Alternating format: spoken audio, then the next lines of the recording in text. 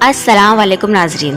حضرت عائشہ فرماتی ہیں کہ میں فخر نہیں کرتی بلکہ بطور واقعہ کہتی ہوں کہ اللہ نے دنیا میں 9 باتیں ایسی صرف مجھ کو عطا کی ہیں جو میرے سوا کسی کو نہیں ملی۔ اللہ نے نکاح سے پہلے حضور صلی اللہ علیہ وآلہ وسلم کو حضرت عائشہ کی تصویر ریشم کے سبز ٹکڑے پر دکھائی۔ حضور صلی اللہ علیہ وآلہ وسلم کو حضرت عائشہ کے بستر پر بھی وحی نازل ہو جاتی تھی اور یہ خصوصیت کسی اور بیوی کو حاصل نہیں تھی۔ حضرت عائشہ کی قبر مبارک حضور صلی اللہ علیہ وآلہ وسلم کے حجرے میں بنی جہاں قیامت تک فرشتوں کا ہجوم رہے گا۔ حضور صلی اللہ علیہ وآلہ وسلم کے خلیفہ اول حضرت ابو بکر صدیق کی بیٹی حضرت عائشہ تھیں۔